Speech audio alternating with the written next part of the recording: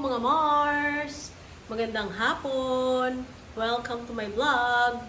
Ang vlog na walang niche, pero may content. Today's episode... Ay! Yung pinto kumalampag. Ang ating pong episode ay gagawa tayo ng Thai mango sticky rice. Bagay siya sa makuliblib na panahon, medyo maulan, medyo mambon, at medyo mahangin. So, first try ko itong gagawa. So, tara, gawin na natin or lutuin na natin. Ito ang mga sangkap na gagamitin natin sa ating Thai mango sticky rice. Mango, gata, sesame seeds, sugar, and malagkit. So, atin na siyang gagawin or iluluto. See you then.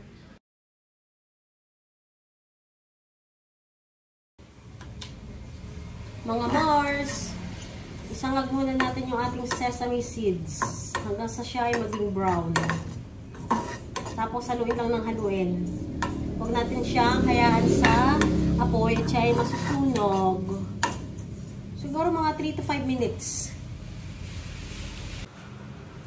Ngayon naman Mars, isasaing natin yung ating malagkit na bigas.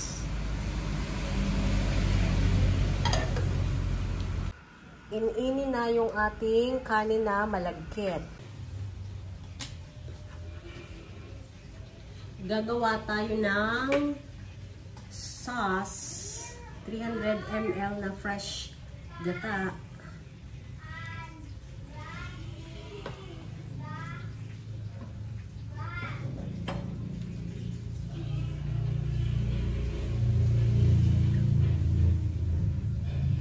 $1.8 kilo na sugar. Di ba 1/4 yun? Yung kalahati nun. Tapos haluin natin hanggang ma-dissolve. Mahina lang po yung apoy.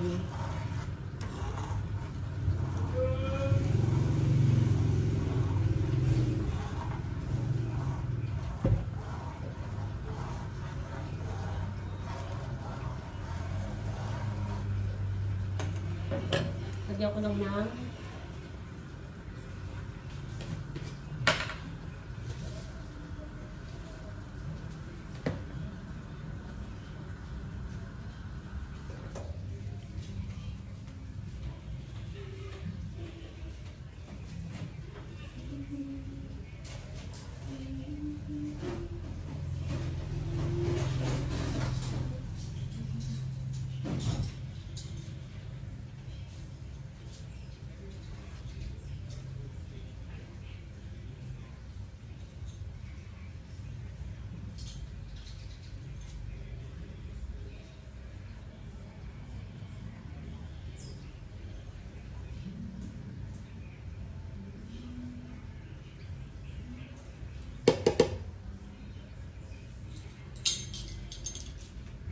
lalagyan natin ng salt.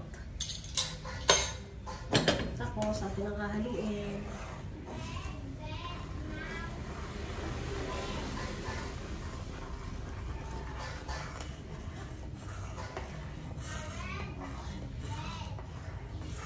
Hanggang sa ma-dissolve yung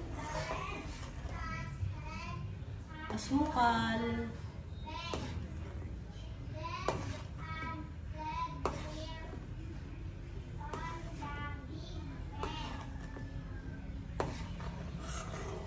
Siguro mga 3 minutes. Tama, magti 3 minutes na yun.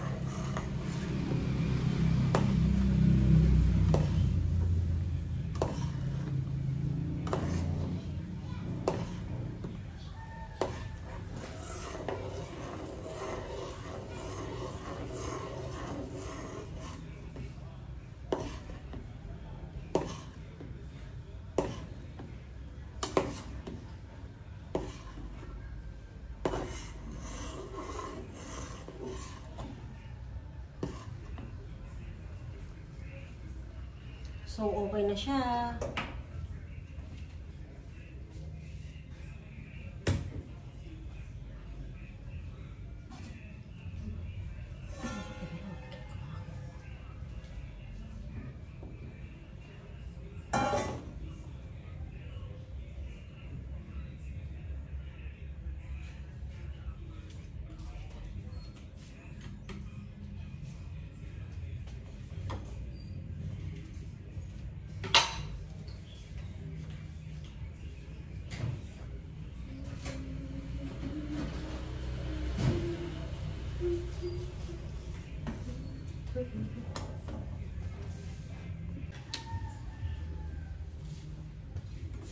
Ilalagay, di ba luto na yung sinaing na ano, malagkit. So, parang nakita ko sa ano, sa YouTube.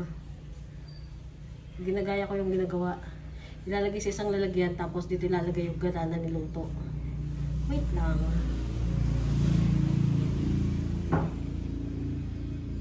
Pero wala siyang apoy, ganyan.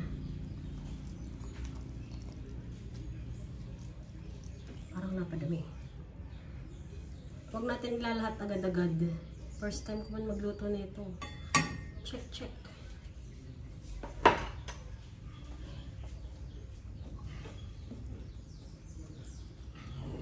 Ay, oo nga. Nice siya.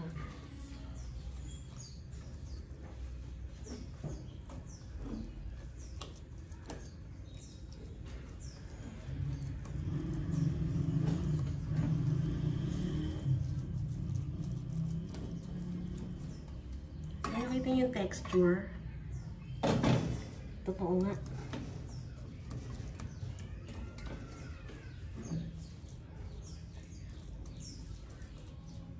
Malapit na to sa katotohanan.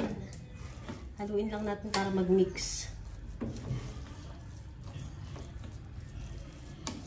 Mahirap talaga pagkagaya-gaya.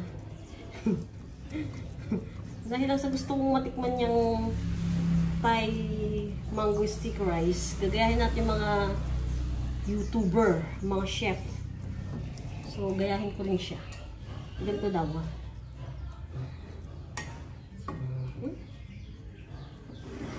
Ang hirap talaga pag-gaya-gaya, no?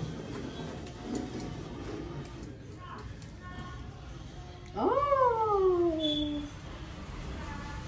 Tapos, tatakpan natin. Well, gagawa tayo ng sauce para sa toppings. I-combine na natin yung ating mga gata. Fresh na gata.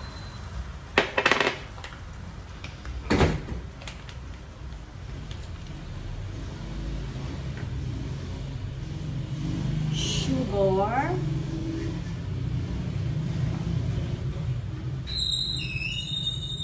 Cornstarch.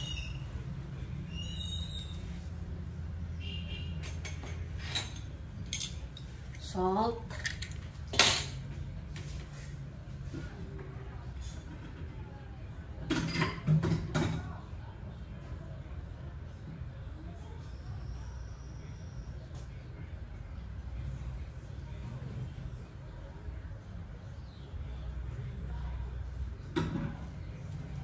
Haluin lang natin hanggang sa lumapot siya.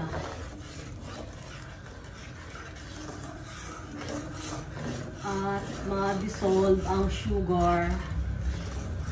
Well, kaya siya nilalagyan ng asin siguro para mag-balance yung tamis niya at ma-enhance yung kanyang hindi masyado matamis para mas ma-enhance, parang gano'n. Basta, ginagaya ko lang yung mga ginagawa ng mga chef. Medium heat lang. Kailangan natin itong palaputin ng malapot na malapot. Ito ang ating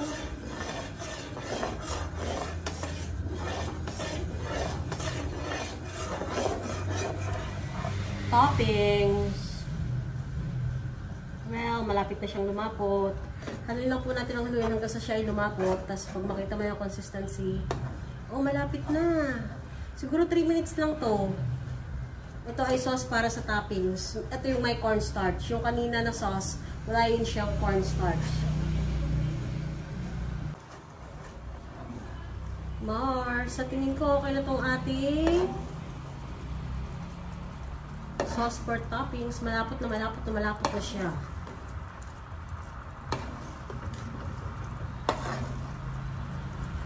So, ito, ready to serve na natin.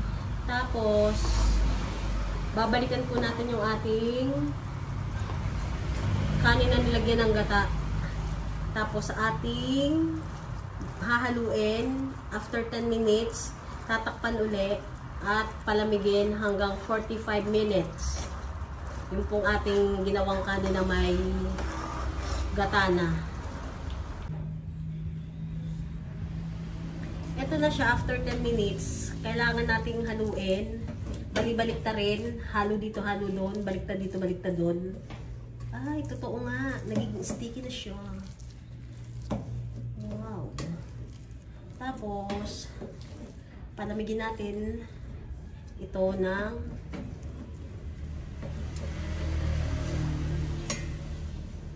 45 minutes. Sabi 45 minutes eh. Para siguro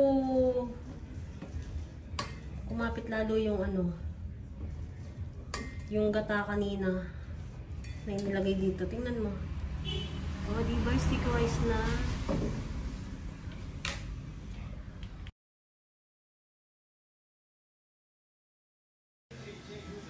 Mga Mars, ready to serve na ang ating Thai mango sticky rice. Tatlo yung ginawa ko, pero marami pa siyang natira. Pero ito lang yung i-prepared ko kasi tatlo kami dito. So, lalagyan natin ng sauce, popping sauce. Talagang siya sa tasa nakalagay.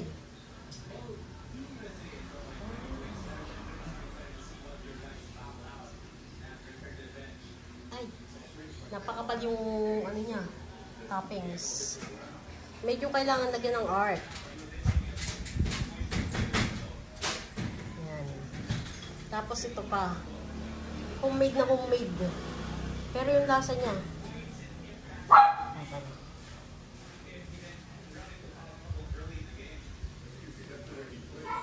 Ay, ikay.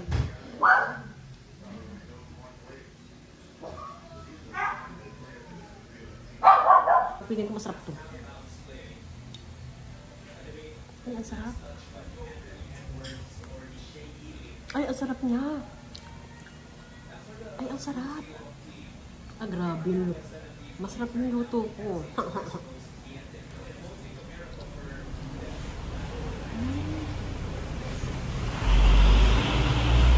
Masarap siya.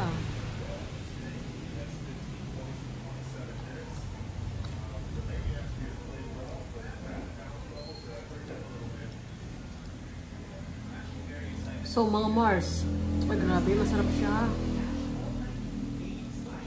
Masarap yung pagkakaluto ng ano, gata na yung gata at saka yung ano, yung kanin na malagkit. So, ito ay parang pinaka-dessert na namin. Pero nauna na ang dessert bago ang dinner. So, mga Mars, maraming salamat sa panonood. Hanggang sa muli.